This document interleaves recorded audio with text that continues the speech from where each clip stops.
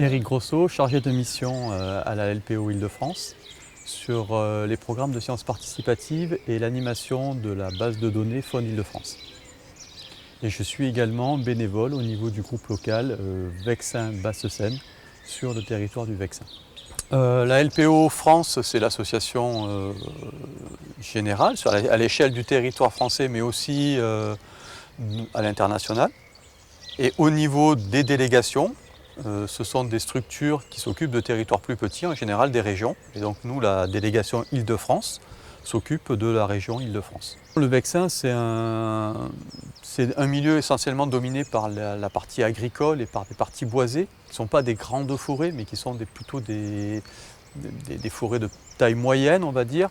Et donc on a une avifaune qui est représentative en fait des milieux agricoles et des milieux ce qu'on appelle bâtis avec tous les villages qui sont dans le Vexin. Donc au niveau des espèces représentatives emblématiques du Vexin, on va retrouver des espèces des milieux agricoles comme le busard Saint-Martin qui est un rapace qui niche au niveau des parcelles de céréales et qu'on retrouve donc dans les grandes plaines du Vexin. On retrouve aussi la chouette chevêche, qui est plutôt liée, elle, aux bâtiments, au village. C'était une chouette qu'on retrouvait avant plutôt dans les vergers, mais avec la disparition des vergers, elle se maintient au niveau des villages et des vieux bâtiments. Et la troisième espèce emblématique du parc naturel du Vexin, c'est le Dignum criard, une espèce aussi liée au milieu agricole, mais qui trouve aujourd'hui des milieux de substitution au niveau des carrières, au niveau des sites industriels, puisque c'est un oiseau qui a besoin de zones avec très peu d'herbe en fait. Ce sont trois espèces avec des dynamiques différentes.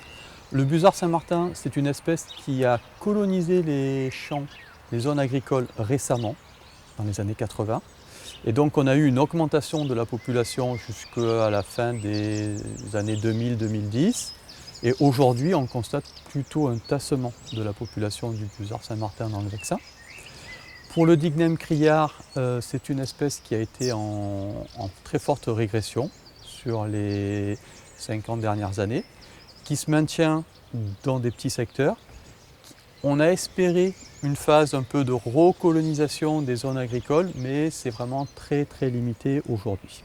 Le Dignum, de par ses exigences d'avoir des terrains nus en fait, avec très peu d'herbe pendant la phase où il est en train de couver et d'élever ses petits, c'est compliqué dans les parcelles agricoles de trouver ce type de terrain aujourd'hui de disponible pour le Dignum. Pour la chouette chevêche, c'est pareil, c'est une espèce qui a connu une forte diminution dans les années depuis 50 ans, mais qui aujourd'hui se maintient à un niveau, on va dire, correct, on va dire, depuis une dizaine d'années, même si on a du mal à avoir une vision globale de ces populations, mais elle se maintient au niveau des bâtiments en fait, dans sa capacité aujourd'hui à occuper des bâtiments dans les villages.